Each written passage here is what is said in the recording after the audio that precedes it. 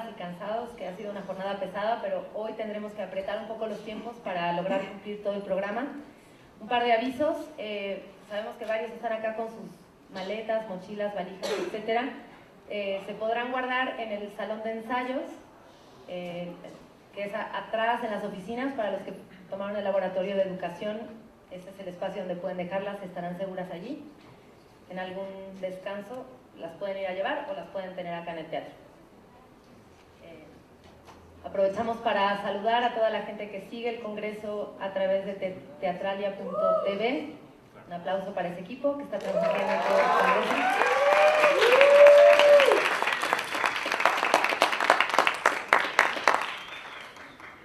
Y arrancamos pues con esta mesa: seguridad social y derechos laborales.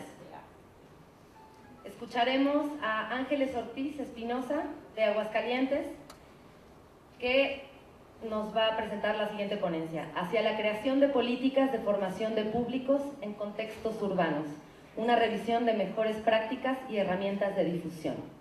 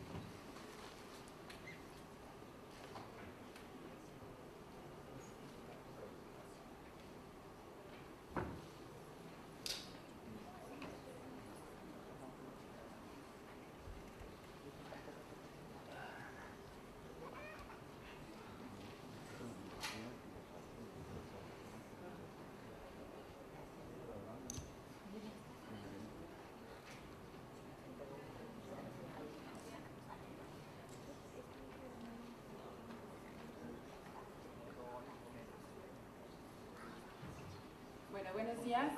No hace falta decir por qué esto es importante, ¿no? Podemos discutir lo que sea, pero si no hay nadie que vaya a vernos, pues no tiene sentido tanta discusión. Y un poco hablando de la perspectiva de los otros y de qué están haciendo los otros, pues estuve buscando algunas prácticas desde el Estado, la mayoría de ellas, porque hay estados que no son tan mala onda con los artistas y sí se preocupan por desarrollar públicos y por dar este acceso a la cultura, que es el derecho humano que nos importa. Y les voy a presentar algunos casos sobre esta investigación que estamos haciendo. El primero es de la Ciudad Autónoma de Buenos Aires, que como sabemos en Argentina pues el teatro simplemente ocurre, ¿no? Tienen un público duro, es como aquí ir al fútbol, no hay necesidad de realmente de tanta discusión o crear un problema, porque la gente simplemente va al teatro. Sin embargo, desde 2005 existe este programa que es de formación de audiencias de la Ciudad Autónoma de Buenos Aires. Este programa es uno de los más completos porque hace toda una red, es un enlace entre escuelas de educación superior y el Ministerio de Cultura. Lo que proponen es educar a los docentes para que estos tengan herramientas tanto estéticas, técnicas, emocionales, de gusto, para que ellos puedan transmitir estos conocimientos o estas sensaciones o perspectivas a los estudiantes de educación media. Y después el programa se desarrolla en 3 etapas. La primera son estas actividades previas de formación de los docentes para posteriormente llevarlos a ciertos espectáculos escénicos, sobre todo de teatro, en donde se les da una charla introductoria y se les explica de qué trata el evento. O sea, no nada más que vean la obra, sino les dotan de ciertas herramientas técnicas, de ciertos preceptos estéticos, etc. Después ven la obra y posteriormente se lleva a cabo una discusión sobre la perspectiva o lo que les generó a estos estudiantes de bachillerato el ver la obra, y la charla es con los creadores. Posteriormente hacen actividades que vienen incluidas en el programa educativo. Esto es muy importante porque viene ya desde el programa educativo de los bachilleratos. Entonces, por eso les decía, es de los más completos, ya que juntan absolutamente todo, ¿no? Educación, con los creadores y a los docentes. Eso me parece sumamente importante. Que a los docentes de bachillerato, que no son propiamente expertos en cuestiones teatrales, los entrenan previamente para que ellos puedan realmente transmitir este gusto por el teatro a los estudiantes.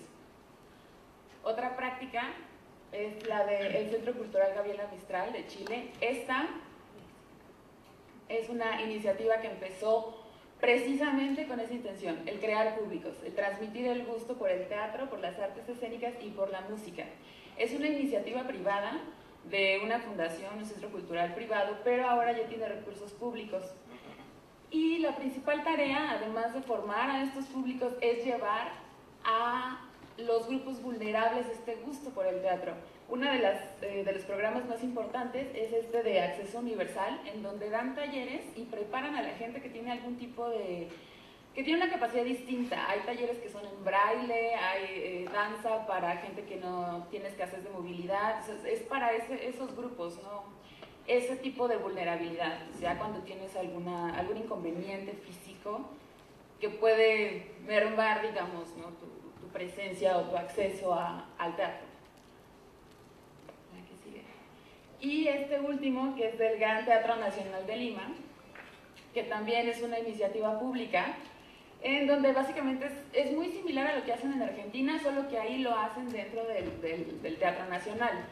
Llevan a cabo los talleres, preparan a talleristas que sí están más vinculados con el ámbito artístico, con el ámbito escénico, y estos talleristas dan estos cursos a diversas edades. Aquí no nada más es para bachillerato, sino también es desde niños, son niños y adolescentes, y preparan actividades dependiendo de la edad y del contexto de estos niños. Y también está ya incluido en un programa de política pública más amplio. Las escuelas tienen que hacer esto, están obligadas a relacionarse con el Teatro Nacional, y agendar ciertas sesiones con las escuelas. Bueno, esta también es una iniciativa pública. ¿Y qué podemos rescatar de estos casos? Primero, que los tres están desde la perspectiva educativa. ¿Esto qué implica? Que es formación de públicos a futuro. O sea, los niños no van a ir a ellos a comprar el boleto, claramente, ¿no? O sea, a lo mejor ellos están ya muy inmiscuidos y posteriormente, pues sí, ¿no? Van a tener este gusto. Sí, realmente se les arraiga, como es lo que pretenden estas políticas. La vinculación docente, que, bueno, creo desde mi perspectiva que es sumamente importante porque los preparan, no nada más les están leyendo de qué trata o simplemente los llevan, sino que los docentes realmente están preparados para transmitir este gusto e incluso estos conocimientos técnicos, incluso técnicos y estéticos desde muy jóvenes. Lo que les decía, son públicos en proceso, todavía no van a comprar un boleto. Quizás en el caso de los adolescentes de bachillerato podríamos pensar que quizás ellos sí vayan a asistir directamente, pero es una suposición. Realmente los que podemos afirmar que van a comprar su boleto son los que tienen ya un poder adquisitivo para hacerlo, ¿no? Y que tienen el acceso para ir y toda la logística que implica moverte a un teatro para ver una obra. Entonces, ¿qué hacemos con el sector que ya está? Porque estas iniciativas son de educación, pero tenemos pues todo un público que ya está educado y que no le gusta el teatro, no asiste poco, etc. Lo que es más conveniente pues es primero reconocer a este público, reconocer a estas audiencias, saber cómo son, por qué van al teatro, por qué no van, qué les gusta ver más, etc. Entonces, les decía, ¿qué está pasando en México? ¿Cómo es el público en México? ¿Siquiera podemos saber esto? Pues no realmente. Las últimas encuestas que se han hecho para saber algún tipo de información sobre público son estas. La encuesta nacional sobre consumo cultural de México, la última a la que se tiene acceso con datos duros, así toda la base completa para poder ver qué respondieron, es de 2012 y los resultados pues no son nada alentadores. Por ejemplo, les preguntaban si habían ido al teatro hace 3 meses. El 10% respondió que sí, de toda la muestra. Eso no es nada, estamos de acuerdo. Quiero pensar que estamos de acuerdo. El 4.3% respondió que en esos meses se había detenido a ver un espectáculo en la vía pública de teatro, o que reconocía como un espectáculo de teatro. Igual, es miserable. Y esto me parece sumamente sorprendente. El 1% de los que entrevistaron dijo que había tomado en su vida algún taller, algún curso o alguna materia relacionada con teatro o artes escénicas. Igual, estamos en lo mismo. Después se hizo en 2014 una encuesta sobre el uso del tiempo. Ahí preguntaban absolutamente todo. Si trabajabas, estudiabas, cómo usabas el tiempo en general, para ir al baño, para comer, para lo que fuera. Y solamente estaba esta pregunta sobre cuestiones artísticas, que nos dice que el 23% asistió a eventos artísticos, culturales o deportivos. No podemos saber nada ahí porque meten las tres cosas al mismo tiempo. Entonces estamos en las mismas. Y esta, la última, la encuesta Públicos de Teatro, ya muy enfocada, es de 2007, pero hablando de centralismo, esta encuesta parece que solo se llevó a cabo aquí, en la Ciudad de México. Y lo que arroja, bueno, ya son datos más interesantes que nos dicen más cosas sobre el público, es que el 71% de los que asistió por primera vez tenía un nivel de escolaridad de bachillerato. Esto es esto nos dice mucho porque precisamente las políticas que acabamos de revisar están más enfocadas a este grupo de edad. Es posible, obviamente, estas políticas no están hechas así de la nada, ¿no? Hacen toda una investigación previa para saber cuál sería la mejor herramienta para hacer el gasto del erario público. Entonces, seguramente ese es el sector que más nos interesa o en el que se puede hacer el ajuste más claro, más directo para realmente formar un público que no sea casual, sino que realmente tenga el gusto internalizado por ir al teatro o a las artes escénicas. En general, de los que había ido al teatro, ya fuera la primera, segunda, tercera vez, el 49% tenía licenciatura. Eso también nos dice del acceso, ¿no? Sí, el perfil pues es muy particular de la gente que asiste a salas de teatro. El 61% de los asistentes asistió con cortesía, no pagó por su boleto. Es bastante. Más de la mitad de la gente no pagó por su boleto. Sabemos esto, ¿no? Es común, creo. Pero el 21% está de acuerdo que el precio estaba bien. El resto no estaba de acuerdo con el precio. ¿Qué nos dice? No quieren pagar por verlo, ¿no? Solo que sea gratis lo toman.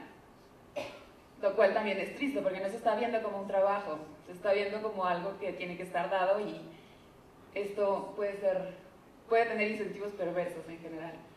El 40% de los que asistió fue por recomendación, no tanto por la difusión, sino porque alguien le dijo, ese espectáculo es bueno, ven.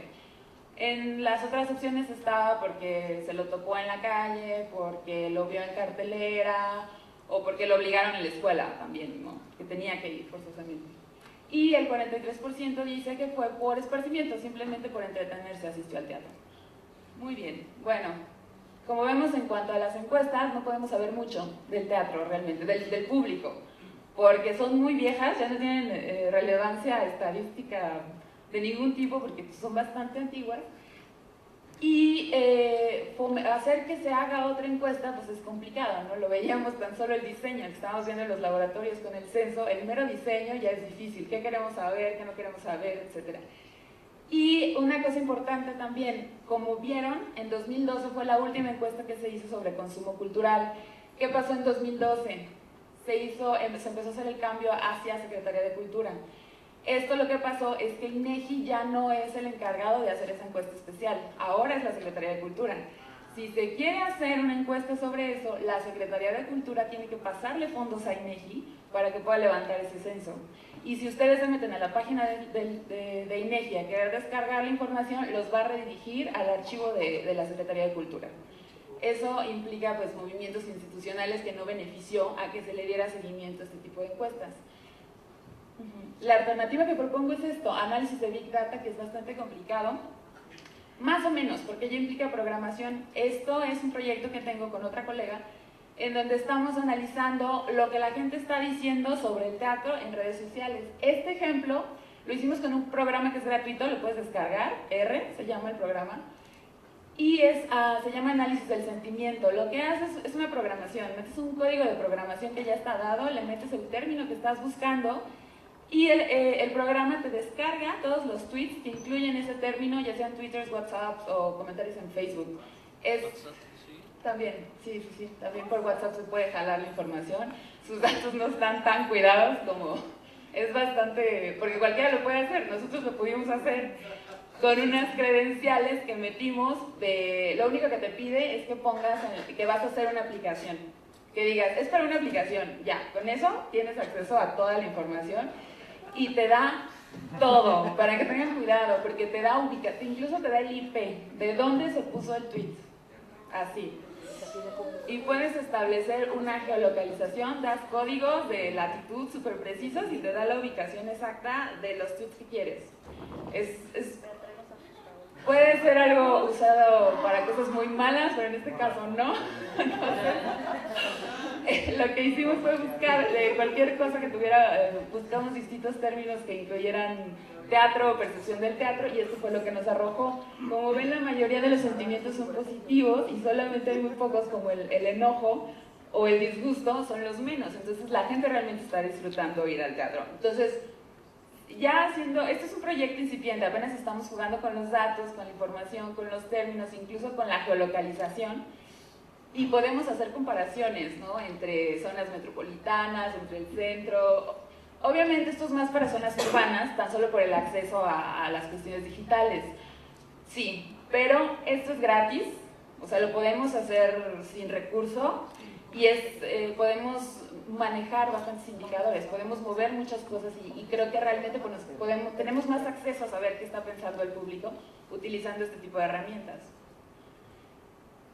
Y bueno, lo que podemos decir es que claramente no hay un hábito masificado del teatro, entonces necesitamos trabajar en eso, en crear ese hábito masificado. Lo que les comentaba, ¿no? La edad en la que se identifica que es más fácil crear este hábito es justamente en la edad de bachillerato, en la adolescencia tardía, digámoslo.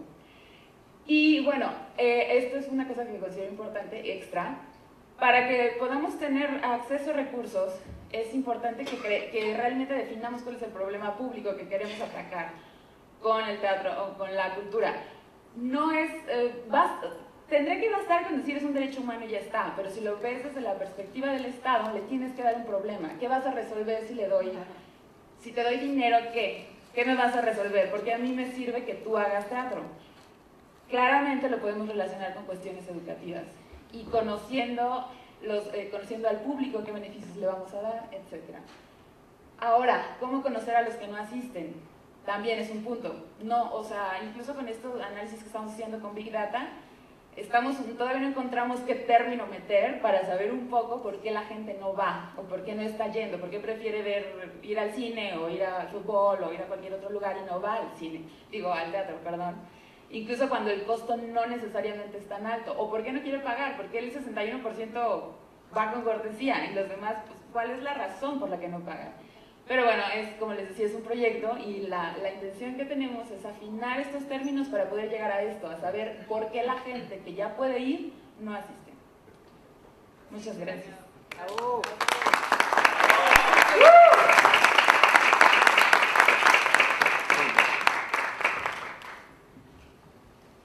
Gracias, Ángeles. Vamos a escuchar ahora la ponencia de premios, honores y distinciones, los Metro, a Sergio Villegas. ¿Me pasas el...?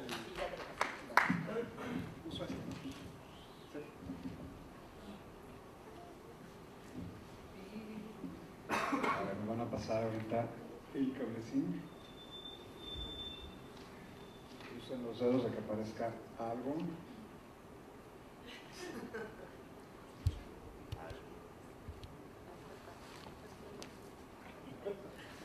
Sí, ¿no?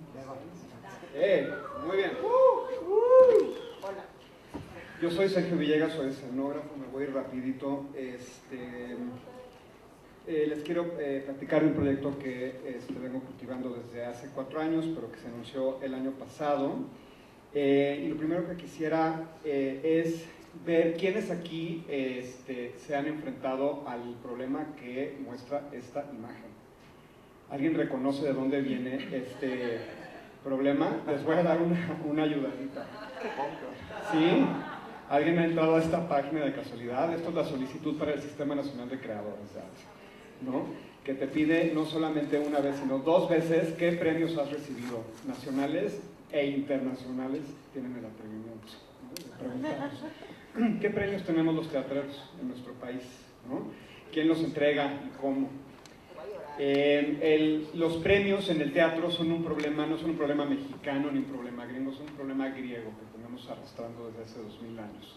Las competencias dramáticas son, pues las inventaron los griegos, ¿no? Hacían un festival al año, había 3 obras que se presentaban y únicamente ganaba una. El año que Eurípides presentó Medea, perdió. Se sacó el 3er lugar, ¿no?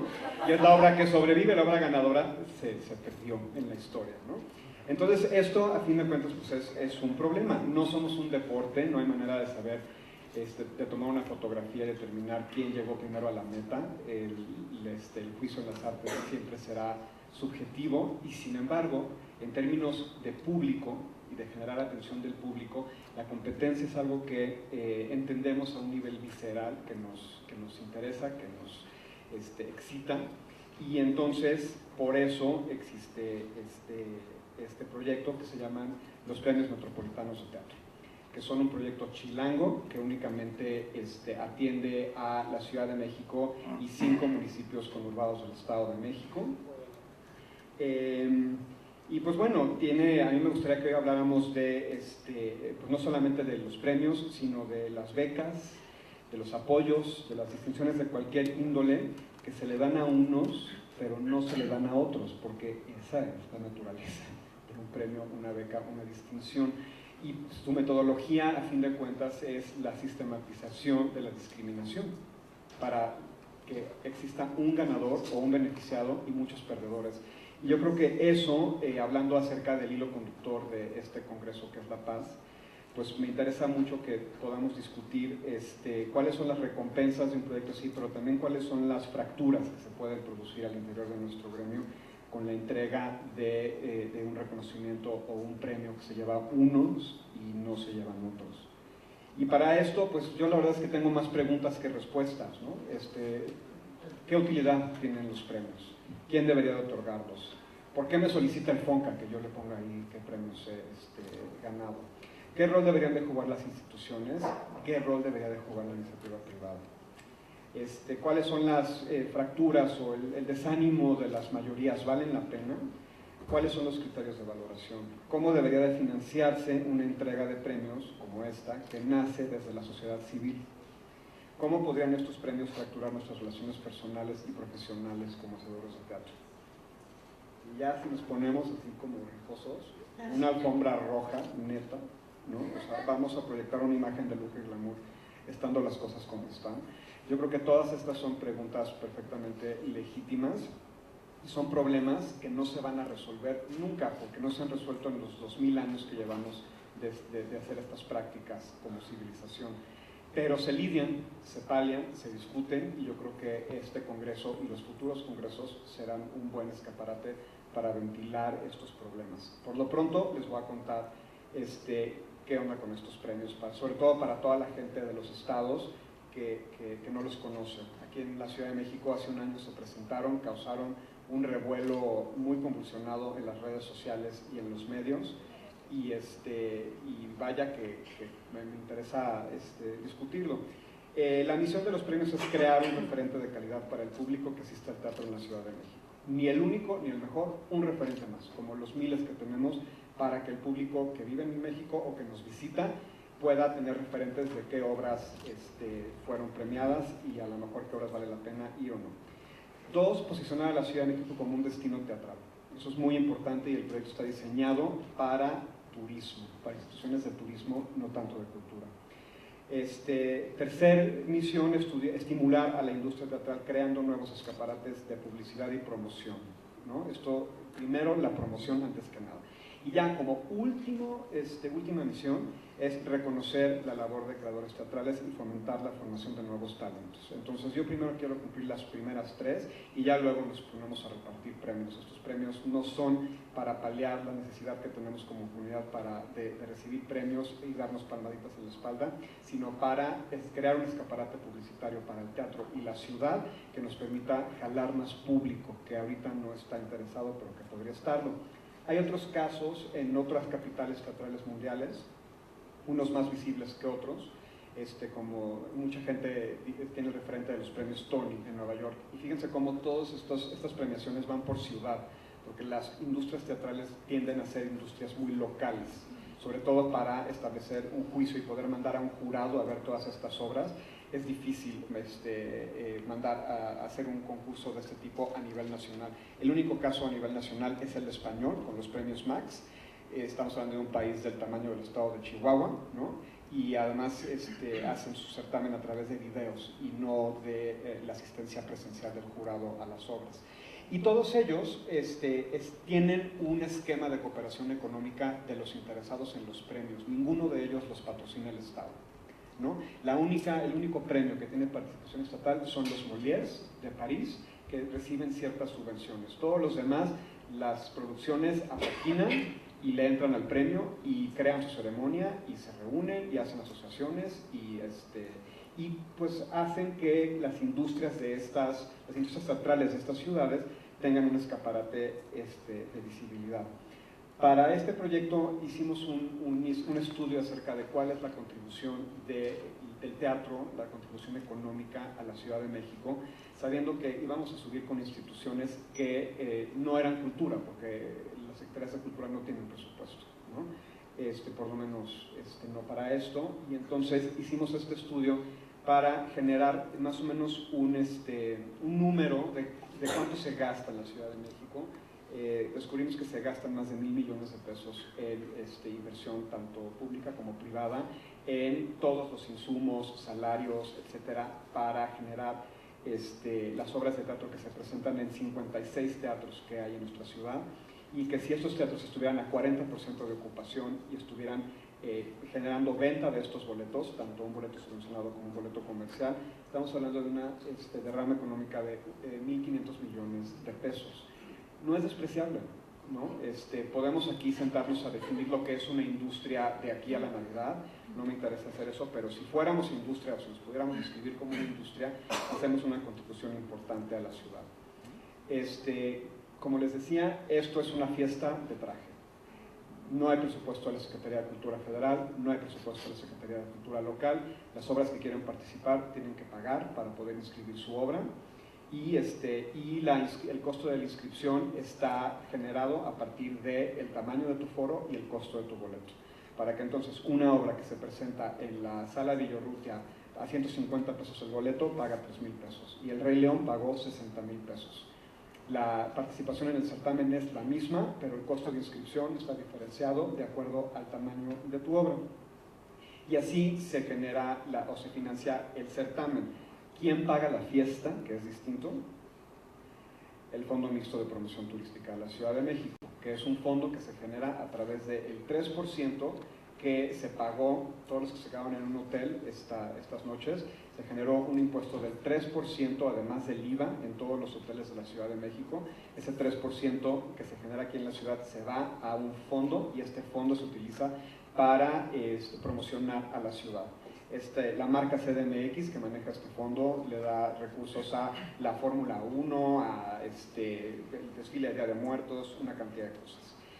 Fundamos la Academia Metropolitana de Teatro, que es esta organización, asociación civil, que tiene un consejo técnico, un órgano colegiado que gobierna todos los parámetros del certamen, y está compuesto por 3 instituciones, el INBA, la Secretaría de Cultura y la UNAM, 3 productores privados y 3 artistas que van en rotación cada año para permitir que haya más participación. Y ya está el primero, están todos.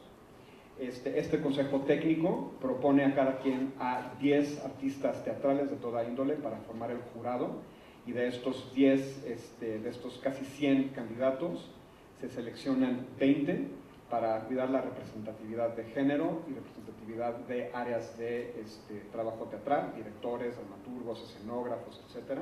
Y eso compone un jurado. Este jurado recibe un sueldo y todo el año está yendo a ver todas las producciones que se han inscrito. Hasta el momento, este año van 50 producciones inscritas en el certamen.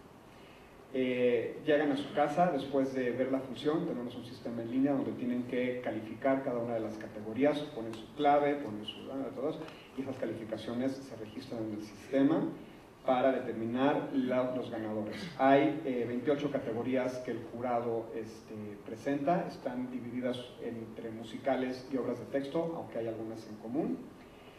Hay una categoría especial que es el premio del público, que se determina a través de nuestra aplicación electrónica que pueden bajar en sistema Apple o Android, ¿no? La gente que va al teatro escanea su boleto o programa de mano y califica la obra ganadora, y es una manera que tenemos de engagement y también de levantamiento de datos. ¿Dónde están? ¿Qué obras les gustan? ¿Cuáles calificaron? ¿Cuáles no? ¿Cuál es su dirección de mail? ¿Sexo? ¿Edad? Este tipo de cosas son datos que levantamos a través de nuestra app para conocer también a nuestro público.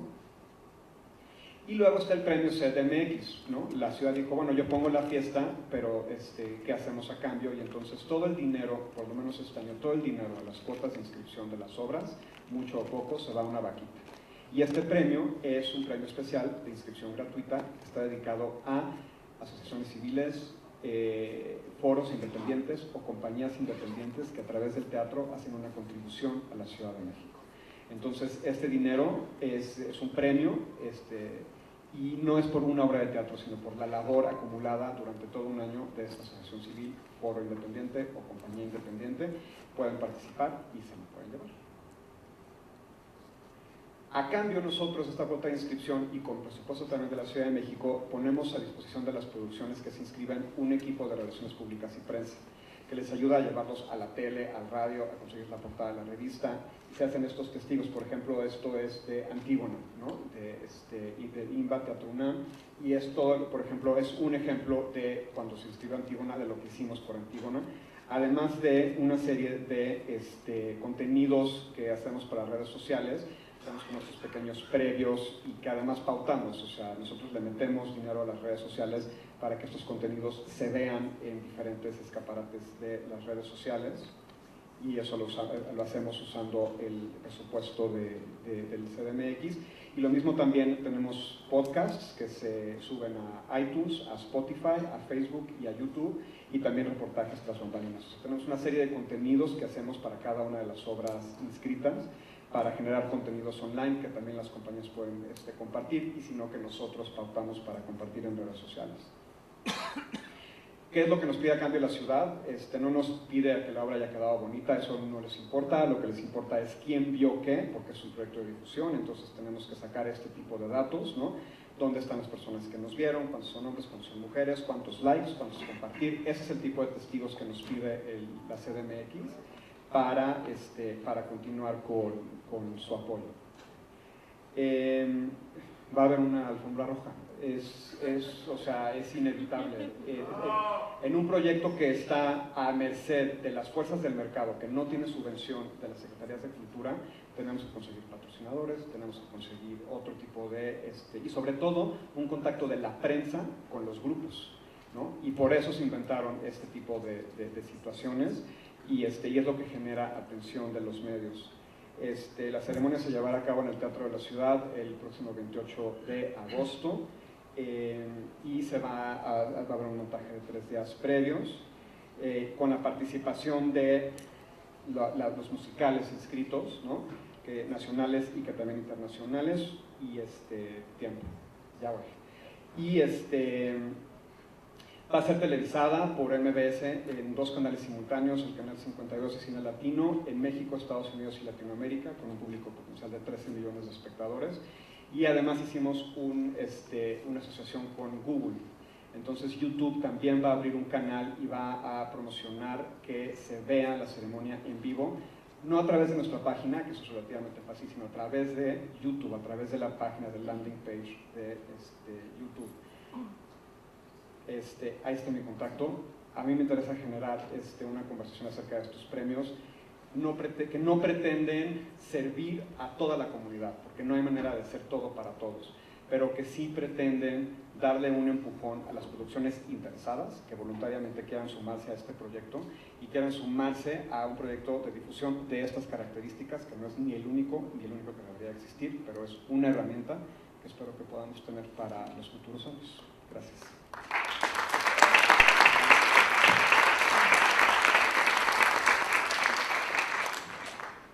Gracias, Sergio. Aprovecho para hacer una pequeña moción a la mesa de que tratemos de ser un poco más breves y acotados en el tiempo para que tengamos posibilidad de seguir con el programa. Vamos a seguir con la ponencia Arreglo institucional en el Teatro de Michoacán, análisis, propuestas y plan de acción, por Said Antonio Soberanes Benítez, de Michoacán.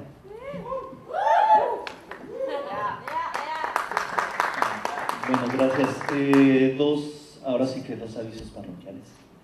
El primero es a los compañeros de Guadalajara, mucha fuerza, mucho ánimo. Las condiciones ya la hemos vivido otros estados, ya la hemos vivido otras ciudades. Ustedes pueden recuperar sus plazas, pueden recuperar el control de su tierra con trabajo de paz, que es lo que tratamos de hacer con el teatro.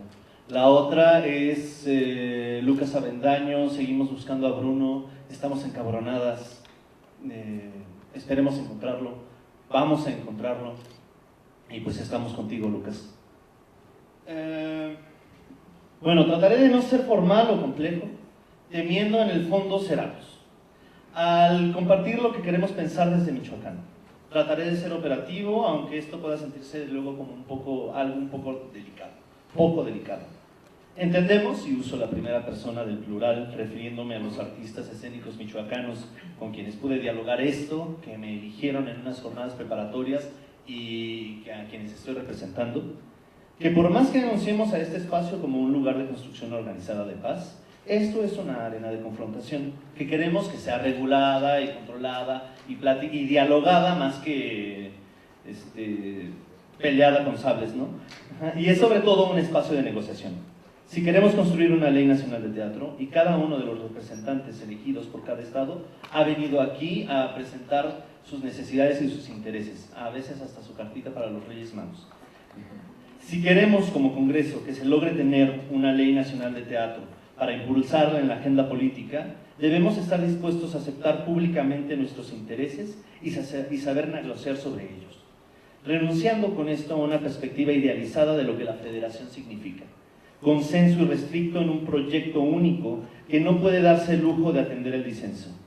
Así en el sexo como en la política, buscamos consenso con posibilidad de disenso. Por eso es importante posicionarme respecto a mis reflexiones, y esto lo digo un poco por la incertidumbre que me causó el día de ayer las afirmaciones de Ángel Hernández sobre la muestra que va a suceder aquí. La idealización centralista que alguna vez funcionó para unificar al país está muerta. La mayoría de las comunidades provincianas no tenemos los intereses de la Ciudad de México, porque no queremos ser, y sobre todo porque nuestro contexto nos impide ser como la Ciudad de México. Actualmente, en esta precarización de los apoyos federales de cultura, se visibiliza con más claridad la priorización de la capital en número de apoyos, herramientas de cooperación y coordinación y número de teatros operados por la Federación, porque todas las políticas públicas federales siguen adecuándose a las problemáticas capitalinas, beneficiando prioritariamente al centro del país. Hemos decidido dejar de ignorar este hecho. Empiezo con este señalamiento porque necesitamos, como ya dije, asumir públicamente que esto es una negociación y quiero dejar en claro nuestros intereses en términos simples. Queremos ser nosotras y nosotros mismos, no lo que el centro del país diseña para nosotros. Ahora bien, ¿cómo lograrlo? Primero, definiendo, aunque sea provisionalmente, a ese nosotros y nosotras, marcando así los límites de nuestros alcances y los intereses de ese grupo de trabajadores, para que, segundo, entendamos el análisis de arreglo institucional local imperante, donde podamos ver a los jugadores en disputa con sus intereses particulares, dándonos herramientas para fortalecer a estas instituciones. Tercero, garantizar una instancia federal que gestione eficazmente la información localizada de la que hablamos y construya ambientes institucionales apropiados para el desarrollo local, más que transferir los ambientes de un ámbito al de otro. Empiezo entonces con algunos conceptos importantes de abordar. Llamo institución de acuerdo a lo que dice Douglas North, un institucionalista histórico, que las define como las reglas formales y normas informales que crean los agentes para reducir la incertidumbre de la relación humana. Las instituciones son nuestros inventos. Organizamos a las instituciones de cierto modo para atender a los agentes en juego, y si estos agentes cambian o cambian sus intereses, evidentemente las instituciones tienen que cambiar. La forma concreta y actual en la que funciona una institución es la que llamamos arreglo institucional. Y un ambiente institucional, es decir, la condición específica en la que están nuestras instituciones, debe aclarar los criterios para que se fortalezcan acuerdos, debe generar métodos claros para resolver disputas, así como mantener, y eso es muy importante porque lo hemos discutido bastante tiempo en esta muestra, en este congreso, mantener redes de información en funcionamiento que permitan reconocer a posibles socios, así como vigilar a los deudores, y finalmente crear y sostener un ambiente político razonablemente estable que pueda proteger a las transacciones de la depredación y erosión del valor. Las instituciones facilitan cuatro tipos de costos. Uno, los costos de producción, instituciones creadoras de mercado. Dos, las de planeación, instituciones estabilizadoras. Tres, las de negociación y promesa, reguladoras. Y finalmente, aplicación y supervisión, instituciones legitimadoras. Definimos finalmente aquí que hay tres tipos de incertidumbre en esta negociación. Una es el oportunismo al que es proclive la gente. Dos, es su racionalidad condicionada por su contexto. Y tres, es la especificidad de los activos intercambiados, que pueden cambiar. Parto aquí, y esto ya es hablando como del tema. Hijo de su madre, no estoy bien eso, déjame quito esto. Ok, ¿quiénes son los artistas escénicos que me mandaron como representante de una minoría? 26 trabajadores de la escena nos reunimos en las jornadas preparatorias y varios de ellos expresaron su desconfianza en la elección, la mía, de tan prematura que no tomas en cuenta a muchos grupos que no estaban en la capital del estado. Mi legitimidad exhibe la primera carencia que visibilizamos en nuestros diálogos, que son los altísimos costos de planeación. No sabemos quiénes son nuestros aliados estatalmente, otros artistas, inversionistas, contadores, abogados, proveedores, en general profesionistas interesados en las artes escénicas, dado que no existen desarrolladas redes de información en funcionamiento que son responsabilidad de una institución promover que existan.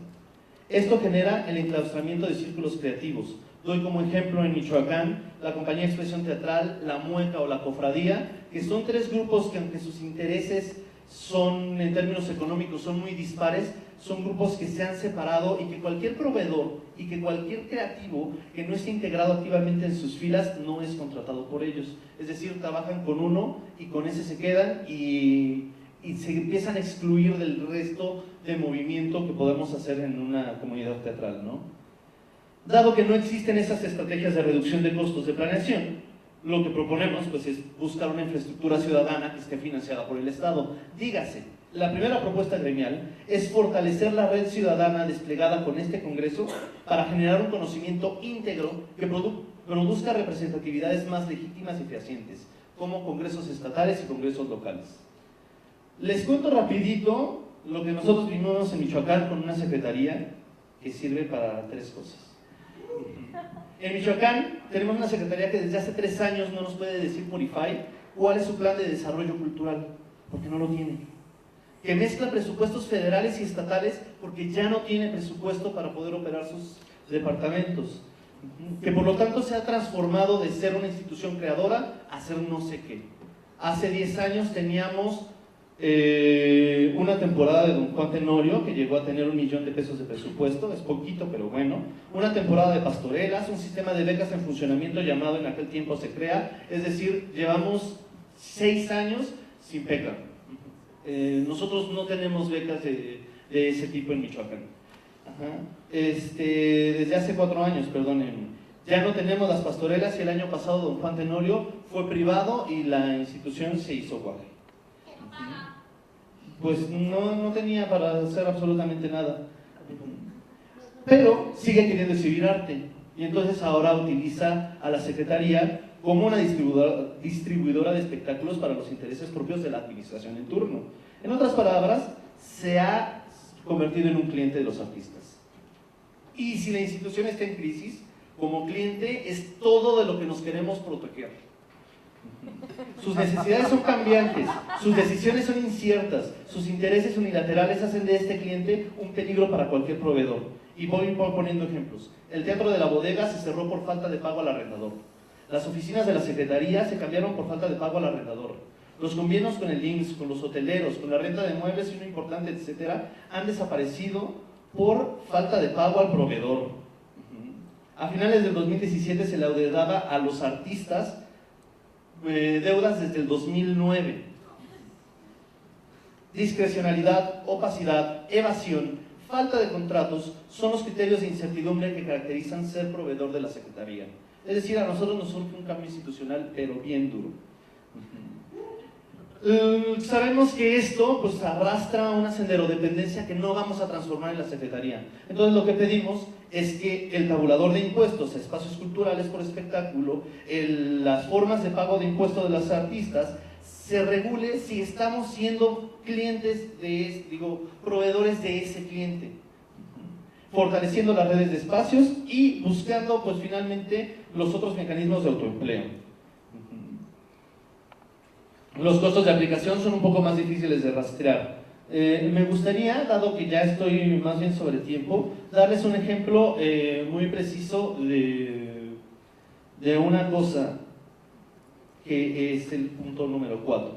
Dada la fragilidad de la institución, no es de sorprender que los esfuerzos individuales de las diferentes jefas del departamento de teatro, Cardela Amezcua, Selma Sánchez, Yunuen Durán, hayan sido ralentizados por sus jefes directos, abogados por la desconfianza de gremios y por inconsistencias con los intereses federales.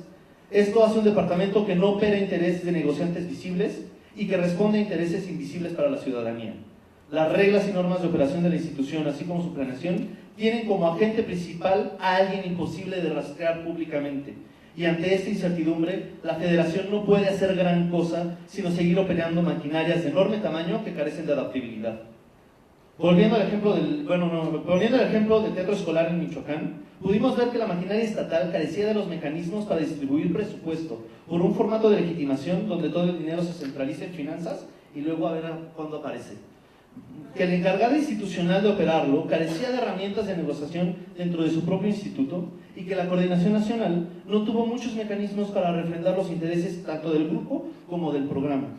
Por ello, consideramos que la estructura de la coordinación tendría que buscar algún tipo de plan de desarrollo nacional que fuese colegiado.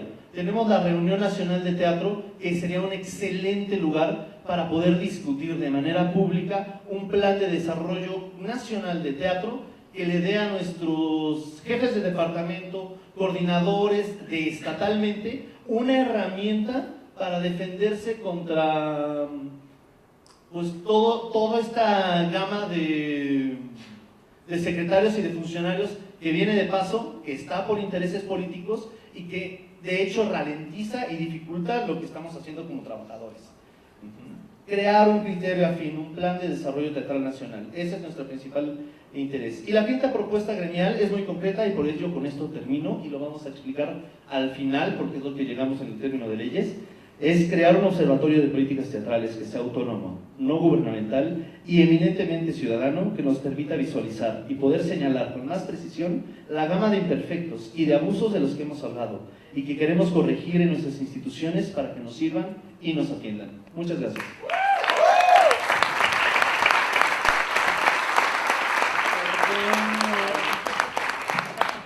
Gracias, Aid. Les recuerdo que pueden hacer llegar a las ponentes las preguntas en los papelitos. También les recuerdo que en la página estarán, en algunos días estarán todas estas ponencias en línea para que las puedan revisar con calma y sin tanta prisa. Vamos a continuar con la ponencia La vida laboral de los trabajadores de la escena en Nayarit, recursos, presupuesto, gestión y transparencia, de Olgamar Guadalupe Orozco Rivera, de Nayarit.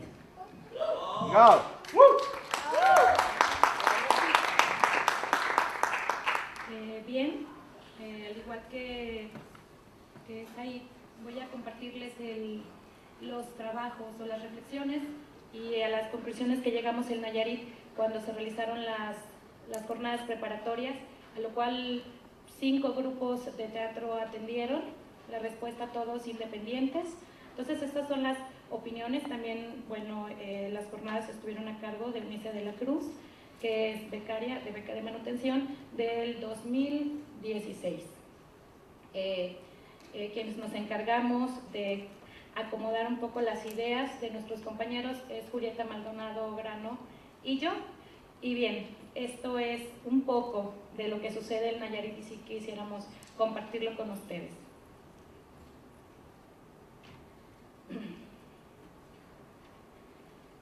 El miedo, aquella sensación incómoda que todos hemos experimentado con sus variantes de angustia, fobias y demás consecuencias psíquicas, ha acompañado a la humanidad desde sus primeros amaneceres.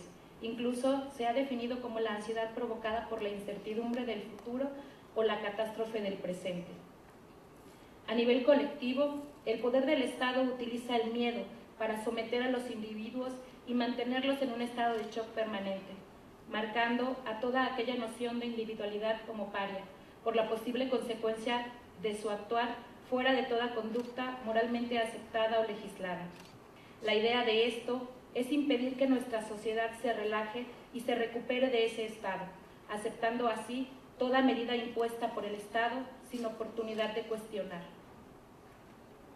Si bien el ideal de la democracia le ha dado la oportunidad a individuos de la sociedad de encabezar instituciones públicas, esto no nos exime de nuestra responsabilidad civil de manifestar desacuerdos con los desarrolladores públicos en turno.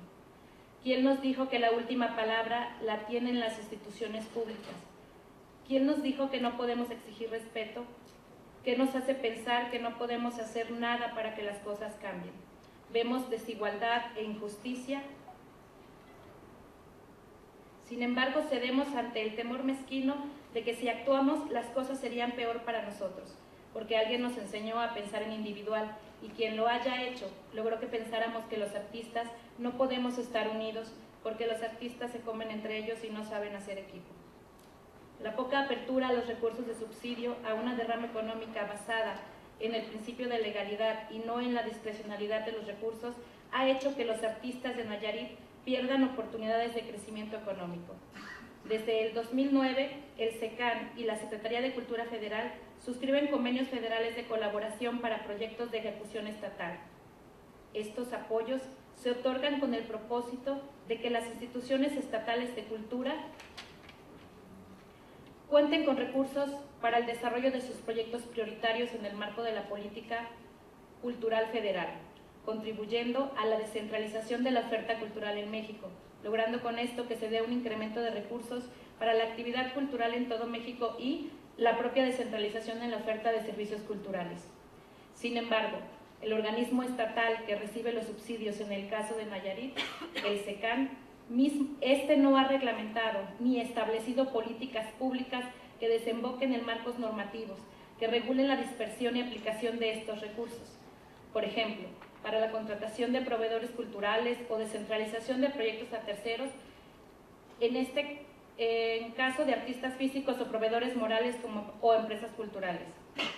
Como segundo gran ejemplo de la falta clara de legalidad y fundamentos jurídicos, tenemos el Festival Amado Nervo, el evento cultural más importante de nuestro estado que durante los últimos 3 lustros, desde sus inicios en el 2000 y hasta el 2013, el festival no había estandarizado un lineamiento o convocatoria que permitiera a los artistas nayaritas participar de forma remunerada.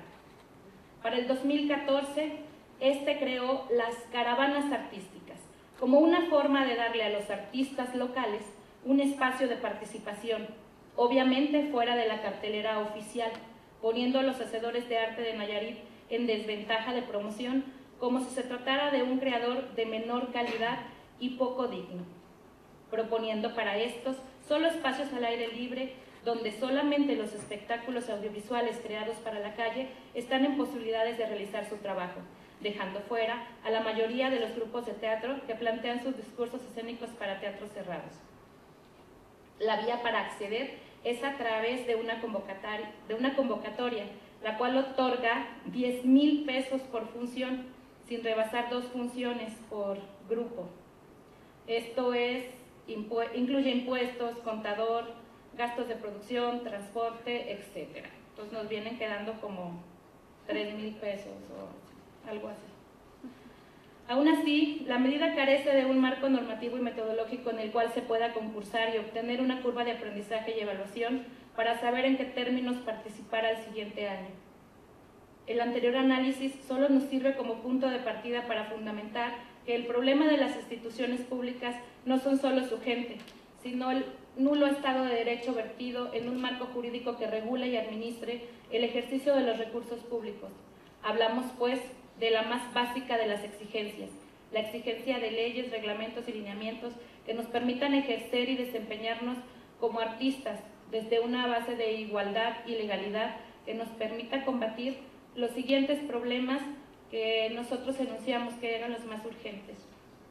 Tenemos una baja programación de espectáculos artísticos locales en el festival más importante de Nayarit, nula programación de espectáculos escénicos locales en los foros y teatros del gobierno estatal, nula apertura de programas para la contratación de artistas en proyectos de subsidio a los estados, ensombrecido manejo de los recursos destinados al teatro, liberación tardía de convocatorias, inexistente marco legal de aplicación de programas estatales, dificultad de acceso a los espacios culturales administrados por la institución estatal y municipal, adversidades económicas para la conformación de nuevos espacios a partir de la iniciativa de algunas compañías independientes, cero creación de públicos para las artes, ya que no existen padrones de asistencia ni de proveedores.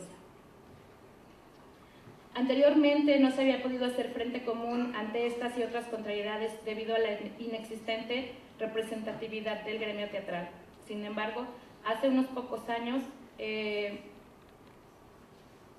hemos trabajado en colectivo, logrando establecer en Nayarit principios de colaboración entre teateros independientes para resarcir lo que institucionalmente no estaba siendo atendido. Hemos logrado hacer intercambio de servicios, trabajos de colaboración en codirección, libre trabajo de actores y actrices con distintos directores independientemente del grupo al que pertenezcan, porque eso todavía se da en nuestro estado.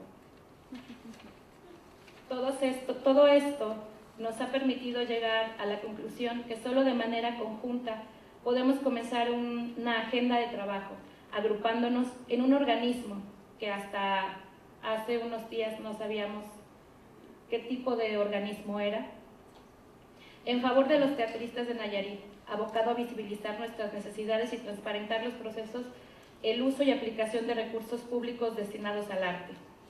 Ofrecer propuestas objetivas y realizables para la resolución de los 9 puntos antes mencionados a través de políticas públicas consistentes en actividades confrontativas y cooperativas que aplican interactuar con el gobierno y otras instituciones. Sabemos que las organizaciones ciudadanas por sí solas no tienen autoridad para tomar decisión de política pública, pues esto es facultad exclusiva de los órdenes de gobierno. Sin embargo, pueden proveer información, ejercer presión y buscar persuadir al público y a los tomadores de decisiones para influir activamente en la orientación, representación y efectividad de estas, y así poder acceder como artistas a una vida laboral digna.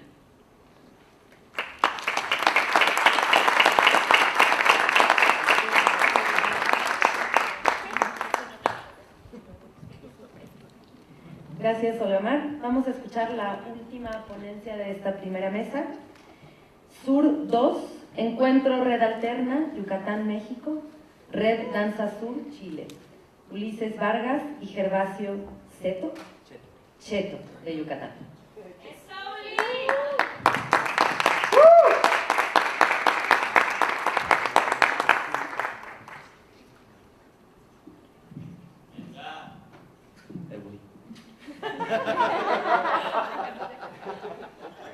Bueno, buenos días a todos.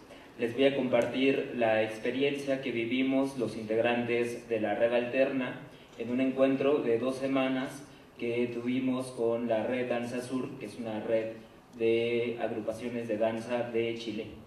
Este encuentro fue un encuentro de 2 semanas que para nosotros fue pues muy enriquecedor, transformador, y lo tenemos muy fresco porque sucedió en la última semana de marzo y la primera de abril. Para poder visitar esta experiencia voy a utilizar un texto de una filósofa que se llama Marina Garcés. Este texto se llama ¿Qué podemos hacer? O sobre las intimidades de la crítica. Entonces, deseenme suerte. Bueno, allá estamos todos revueltos.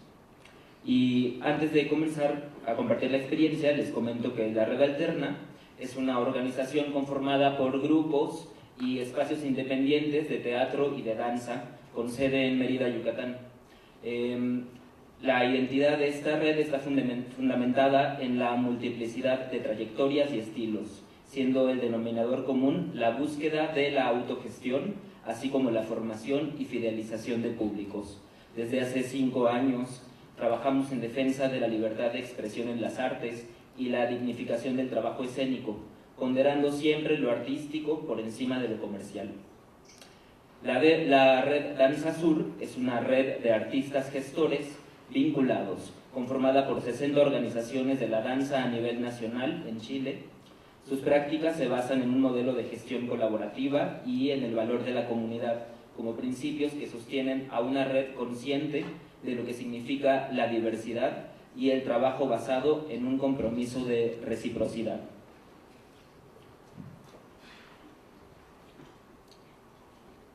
Entonces, voy a empezar hablando un poco de qué es lo que propone Marina Garcés en este texto. Marina Garcés define la crítica como la práctica emancipadora que desplaza los límites de lo que podemos ver, lo que podemos ser y lo que podemos hacer. Además, apunta que una manera de generar un pensamiento crítico capaz de resistir la privatización de la existencia promovida en el mundo global es realizando a la experiencia del propio cuerpo, encarnando la crítica. La encarnación del pensamiento crítico al que se refiere Garcés ocurre, en nuestro caso, cuando logramos colocar bajo la lupa nuestra estructura organizacional, nuestras lógicas en la distribución del trabajo colaborativo y nuestras herramientas para abordar decisiones como red, en un ejercicio que nos permite detener la inercia de la producción para recuperar y mantener vivo el sentido de nuestra razón de ser red.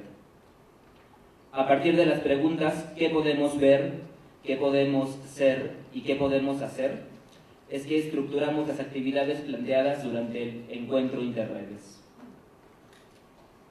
Las actividades del encuentro fueron planeadas por un grupo compuesto por 3 miembros de la Red Danza Sur y 3 de la Red Alterna, que estuvieron trabajando previamente de manera virtual, con el objetivo de incentivar el intercambio entre ambas redes y fomentar el diálogo en torno a temáticas esenciales para el trabajo en red. Cada una de las sesiones de trabajo inició y terminó con una actividad corporal dirigida por algún miembro de las redes, propiciando un espacio para entrar al proceso de reflexión desde el cuerpo y la experiencia. Cabe destacar la dinámica titulada Prácticas que movilizan, un espacio ocurrido durante la segunda semana de trabajo donde los participantes de ambas redes compartieron proyectos artísticos personales en torno al cuerpo. Generar un pensamiento crítico implica la visibilización de un aspecto del mundo con el afán de superar el estado de contemplación para así transformarlo. En ese sentido, las actividades que planteamos para reflexionar y contrastar nuestras prácticas organizacionales fueron el primer paso del que se desprendieron decisiones importantes para el futuro de ambas redes. A continuación, hago un breve repaso de las actividades realizadas. Quiero decir antes que los tópicos que estuvimos trabajando durante estas 2 semanas fueron la vida digna y las diferentes organizaciones de la red. Entonces, la vida digna fue un ejercicio que nosotros conocimos durante una experiencia a la que le llamamos Seminario de Instalación y Escena, donde invitamos a Rubén Ortiz para trabajar con nosotros y él nos compartió este ejercicio. En él se plantean máximas que involucran una adscripción y develamiento de las cuestiones del quehacer artístico, visibilizando las características sociales, económicas y políticas que dan forma a nuestra condición de trabajadores precarios. Estructuras y modelos de organización, tejerredes. Esta actividad tuvo como objetivo el análisis de las modalidades de la red, es decir, nos preguntábamos, ¿somos una red centralizada, descentralizada, distribuida? el permitir comprender cómo nosotros nos íbamos relacionando en el trabajo también nos permitió descubrir quiénes somos y qué es lo que queremos ser. Entonces nosotros hicimos un pequeño juego teatral en el que definíamos qué tipo de agentes éramos de acuerdo al rol que jugábamos en nuestra red.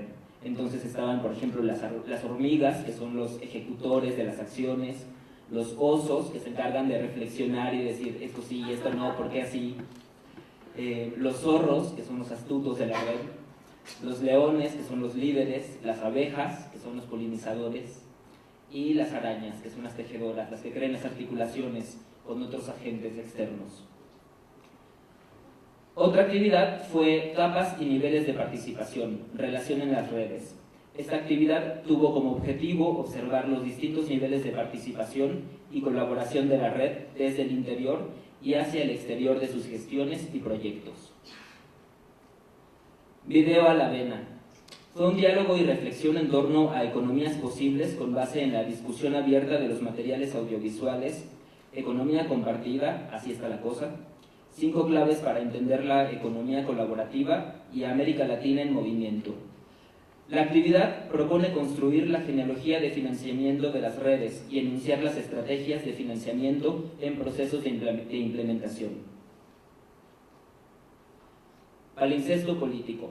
Enunciamos los contextos y realidades nacionales de Chile y México a través de una narrativa de los acontecimientos históricos que marcaron a ambos países.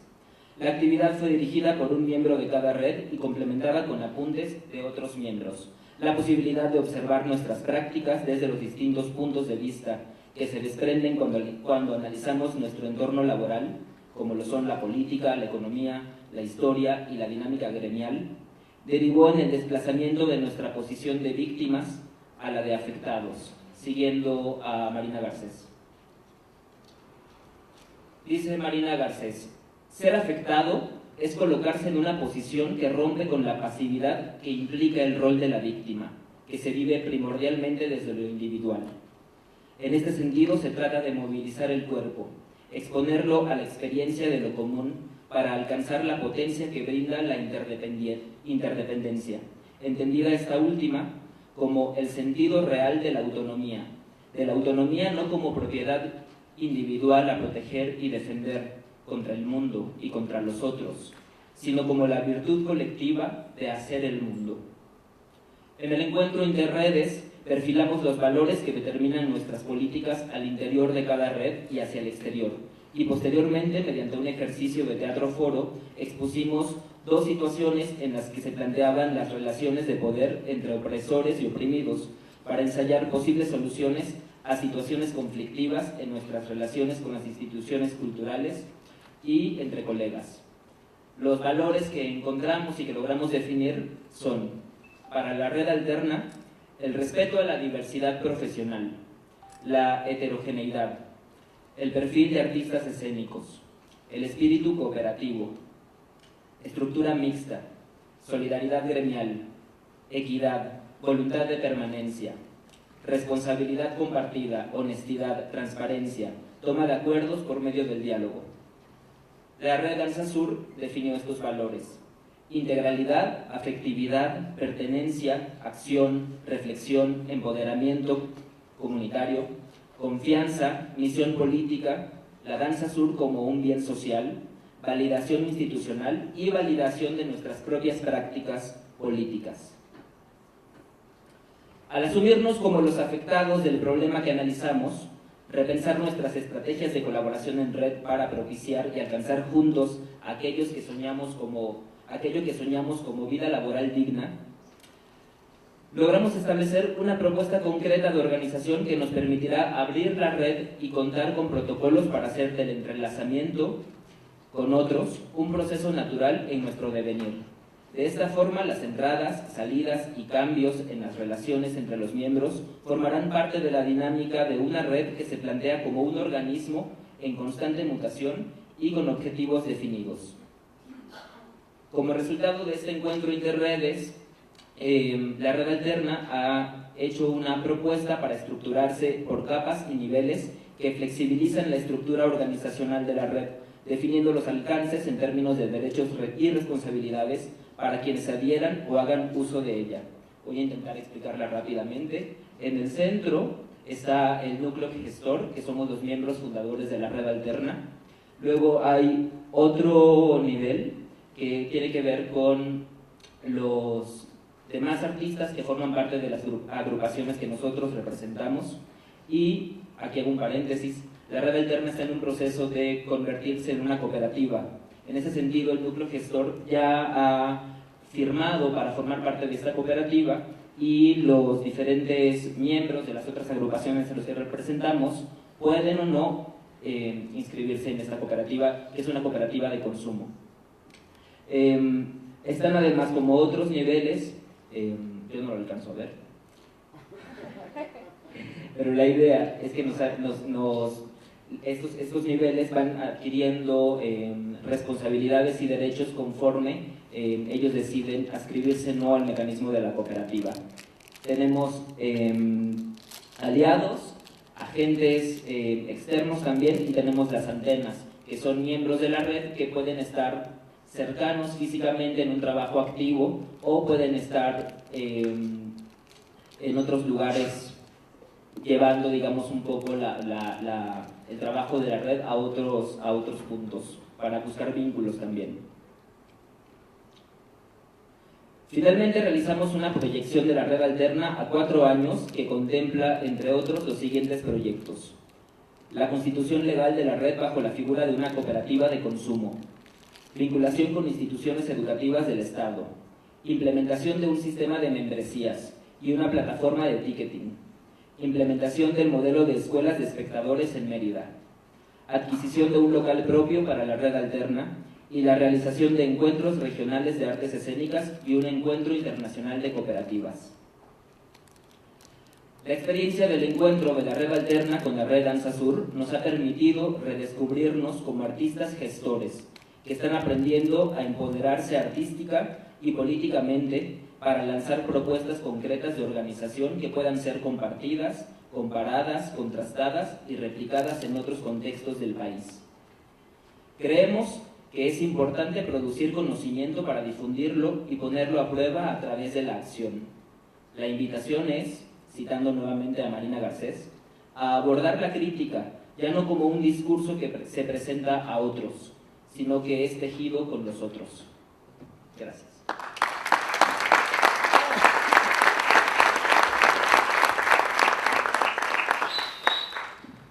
Bueno, pues muchas gracias. Recibimos una sola pregunta y es para Sergio. Y dice así. Bueno, voy lanzando esta mientras llegan las demás. Dada la condición actual del teatro, ¿por qué tendría que pagar una compañía para estar en sus premios? ¿Es ético con el gremio? ¿Por qué no dejar que participen sin que paguen y así hacer una premiación, entre comillas, dice premiación, más justa y equitativa? Encantado de la vida, si hubiera una subvención que nos permitiera hacer eso, pero al momento no hay una subvención del Estado dedicada a eso. El Fondo Mixto patrocina fiestas, carreras de coches, convenciones y todo tipo de cosas, pero no patrocina un certamen o la organización de un evento de esta naturaleza, y por eso necesitamos de la cooperación de las compañías interesadas para que únicamente estén las que estén interesadas en este proyecto. También es muy importante, y esto va como al fondo de una pregunta que nos hemos hecho los teatreros: ¿por qué pagar por disfrutar del trabajo de alguien más? ¿Por qué pagamos por ver las obras de teatro? ¿Cuál es el problema de dar nuestro trabajo de forma gratuita? ¿No? Si tenemos un derecho a la cultura y al teatro, ¿por qué cobramos la entrada? ¿Por qué no es el teatro gratuito?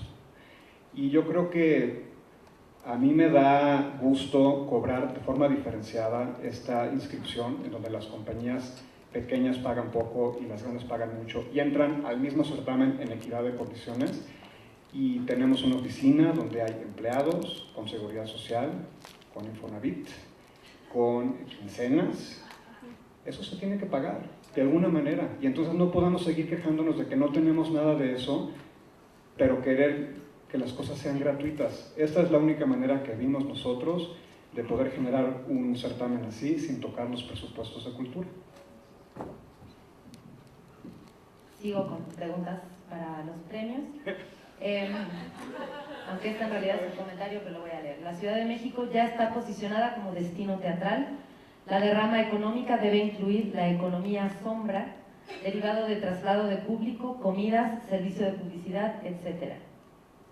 Sí, esa economía estaba incluida en el segundo número, o sea, una es la inversión directa y la otra es un cálculo que hicimos a través de coeficientes que generaron capitales como Londres y Nueva York, de cuánto se gasta en todas las actividades económicas secundarias, o sea, transporte, hotelería, compra de alimentos, souvenirs, etcétera, ¿no?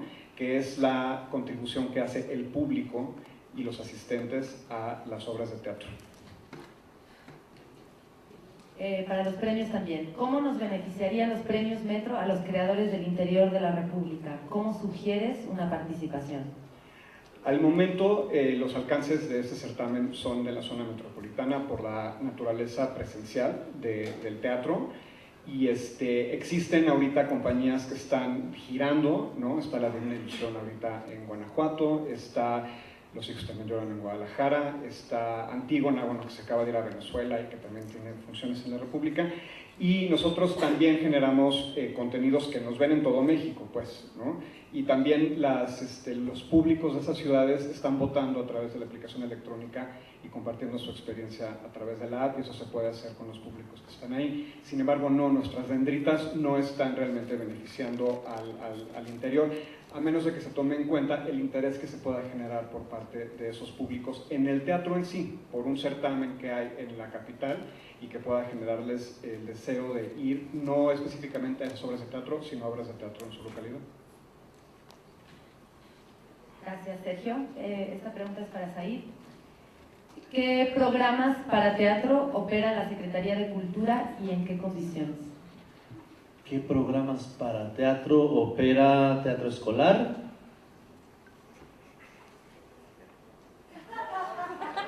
Y la muestra estatal, ambos son con dinero de la Federación, no trabajan con dinero del Estado. La condición en la que están, pues es grave. El año pasado el dinero para Programa Nacional de Teatro Escolar fue entregado a mucho destiempo. Incluso el compañero Ramsés aquí presente al final de la temporada hizo una declaratoria donde explica con puntualidad el proceso con el cual de hecho se dificultó el desarrollo del programa, y el programa de la muestra estatal de teatro, pues sí es un programa que se le paga a los artistas, 5,000 pesos por grupo,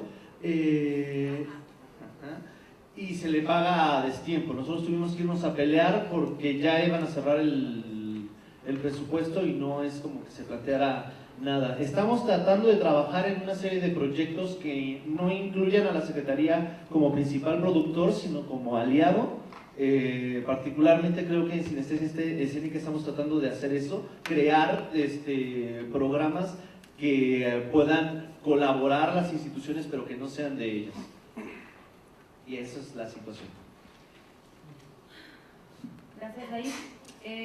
Una pregunta para Aguascalientes. ¿Este proyecto ya fue aplicado en Aguascalientes o a manera de ensayo o piloto? Sí, bueno, lo estamos aplicando a zonas metropolitanas únicamente precisamente por la naturaleza de los datos, no son datos que vienen de fuentes digitales y estamos claros de que no todo el país tiene acceso a ese tipo de herramientas. Entonces lo que estamos haciendo es comparar entre zonas metropolitanas para tratar de sacar datos sobre esto. Yo trabajo en un centro de CONACYT que hace estudios, es un centro de estudios metropolitanos, entonces haciendo un poco la conjunción entre cultura y los estudios metropolitanos nos estamos enfocando a estas áreas y sí, Aguascalientes entra en esta descripción, en este perfil de lo que estamos trabajando. Gracias. Para la red alterna, la red de la que nos hablas, ¿está abierta a todos los creadores escénicos y las creadoras escénicas de tu región? ¿Cómo se tiene acceso? ¿Cómo hacen red? Sí, la entrada está abierta a todos los creadores escénicos, no hacemos distinción entre teatro, danza, performance, ¿no? ¿Y cuál es la otra? ¿Cómo se tiene acceso? Ajá, ¿cómo se tiene acceso? Nosotros hacemos juntas mensuales. Estas juntas originalmente eran abiertas y sin embargo por la misma dinámica que ha tenido que seguir la red, pues hemos estado participando quienes ya formamos parte de la red. Sin embargo, está como proyecto que se puedan hacer plenarias 1 o 2 veces al año en la que se van integrando otras personas que tendrían que comprometerse a darle seguimiento al trabajo que nosotros hacemos pues mensualmente, porque además nosotros nos estructuramos por comisiones de trabajo para poder desarrollar los diferentes proyectos y que no sea cada mes que nos vemos que estamos como intentando continuar con el proceso. Y la otra pregunta, ¿cómo hacemos red?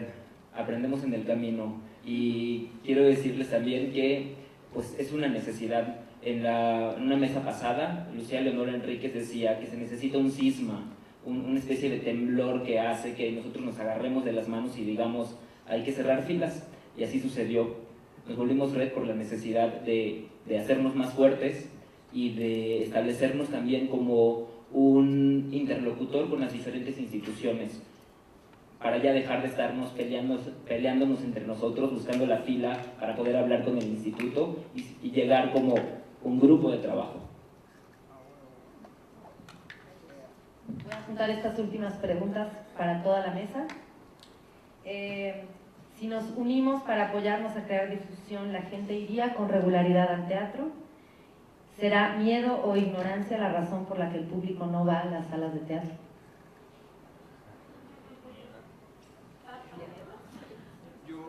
Yo creo que en términos de difusión y generación de más espectadores, creo que nuestros presupuestos culturales son tan chiquitos que están dedicados principalmente a la producción, en especial de teatro, de proyectos teatrales, de festivales, y muy poco se dedica a la difusión.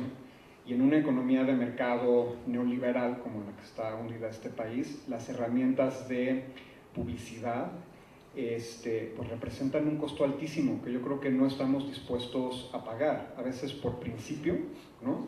Y a veces, y obviamente porque no tenemos esos recursos. Sin embargo, yo creo que sí tenemos que comenzar a darle el golpe a eso, que es que necesitamos también invertir en difundir nuestro trabajo para convocar al público que pueda llenar nuestras salas. Y yo, por lo menos a nivel local en la Ciudad de México, creo que ni las instituciones ni los grupos quieren asumir este costo. Me parece problemático, creo que nos falta más difusión. Sí, también sí comparto eso, necesitamos más difusión. Sin embargo, también si el hábito está masificado, si logramos realmente promover este hábito, vamos a seguir necesitando difusión, pero también vamos a lograr que la gente por sí misma busque las salas y busque la oferta. Siguiendo la lógica, ¿no? Estamos en un mercado, pues necesitamos hacer trabajo en ambas partes, tanto en la oferta como en la demanda. Entonces, sí, creo que más allá de la difusión, porque esto nos puede ayudar a lo mejor para un espectador casual, para que vaya una vez o si ve el anuncio le gusta y pues va, pero igual puedes verlo y no te importa, porque no te interesa. O sea, ¿cuánta publicidad no vemos y a pesar de que somos consumidores no consumimos absolutamente todo lo que vemos? Quiero pensar que no lo hacemos. Pasa exactamente lo mismo con teatro y lo ideal, quizás muy idealista, sería llegar a un punto en el que la difusión sea lo menos y realmente la gente, la demanda de teatro sea tal que podamos disminuir estos costos o esta necesidad de difundirnos a gran escala. Y por lo menos en el caso de Querétaro, sí hay cierta difusión en los espacios públicos, sí se genera una agenda, está la cartelera, tú puedes visitar y aún así hay una estadística informal que tenemos que más o menos estamos cancelando 3, 4 funciones al mes, porque no llega nadie, o porque llega uno. Con todo y que sí hay cierta publicidad y sí hay acceso a que tú sepas qué se está ofertando en el estado, al menos en los sitios más conocidos, digamos. Yo creo que tiene que ver también con otras dos cosas. Uno, lo que acaba de decir ella y otros compañeros, que es la educación. O sea, si nosotros queremos formar públicos a partir del que está en este momento, entonces no vamos a acabar. O sea, creo que es empezar al revés. Sí sería importante también que los grupos aportáramos a empezar a trabajar con los niños, hacer este trabajo que vemos y que decimos, qué padre, qué linda labor, qué buena onda ella que va así 3 horas. Sí, pero tendríamos nosotros que hacerlo. Si no por el bien de la sociedad, pues es por nuestro propio bien, porque esas son las personas que vamos a ir educando y que vamos a ir poniendo la semillita para que algún día ya solo vaya al teatro. Y otro que sucede en Nayarit es que luego nos centramos solamente en el aspecto creativo, es decir, qué le estamos ofertando al público. Sí, me preocupo porque mi obra esté bien ensayada y la escenografía y todo, pero ¿qué sucede entre que la gente llega, en esos 10 minutos en que la persona llega y qué pasa en este trayecto? ¿Qué le estoy ofertando al público y cómo estoy haciendo embelleciendo mi trabajo o darle calidad a mi trabajo? Entonces, a veces, por muchos factores, no les ofrecemos una banquita, no les mostramos un espacio donde pueda haber un libro, una revista, la cartelera de la semana casual, un cafecito, no sé, y que a veces lugares no están limpios. O sea, no estamos abaratando nuestro trabajo porque nos preocupamos solo por esta parte. Entonces sí tendríamos también que pensar en la preparación, en cómo gestionamos nuestro trabajo y cómo nos estamos ofertando, porque si decimos somos profesionales, pero llega la persona y no te ve tan profesional. Claro. Yo creo que la gente no llega a las salas no por miedo, sino por ignorancia, y en el sentido de que ignoran qué es lo que hacemos. Pienso que habría que dejar de pensar en atraigamos a la gente para que lleguen a esta función y deberíamos, pienso, empezar a proponer justo generar proyectos que vayan más allá de la puesta en escena, que vayan más allá de llenar una función, que puedan ser proyectos generadores de un movimiento de encuentros en que los espectadores sienten como propio el proyecto que nosotros generamos. Nuestra tarea es seducir a los espectadores para producir el encuentro. Entonces, ¿qué mecanismos de seducción podemos tener? Uno de ellos es la formación. Por ejemplo, en la mercadotecnia lo saben ahora, ¿no? La metodología inbound lo que hace no es interrumpir a la gente, sino atraerla. La gente está buscando cosas que le puedan interesar, que le puedan parecer encantadoras y luego las van a replicar. Si nosotros hacemos eso desde nuestras redes, si nosotros le proporcionamos a la gente qué es lo que a nosotros nos enamora de nuestros propios proyectos y se los compartimos, la gente se va a enamorar también de lo que hacemos y entonces ya no se va a pensar en llenemos nuestra sala para esta función, sino produzcamos un movimiento en el que la gente abrace el quehacer artístico como algo que les pertenece también y que es bueno para ellos. Y bueno, yo finalmente quiero decir que si educamos con el teatro, hacemos que el teatro y el ejercicio del espacio escénico se vuelva un lenguaje común. Y dado que no tenemos en esta parte del proceso de educación, más que decirle al alumno, mira, hay cosas que se ven bien bonitas, es enseñarles que este es un espacio lingüístico que ellas y ellos pueden utilizar.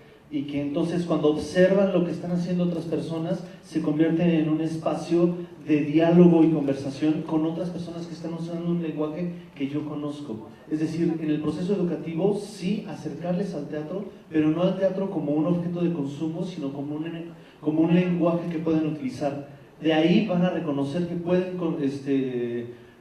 ya en términos de mercado, lo pueden utilizar, lo pueden consumir, pero tampoco nos hagamos guaje.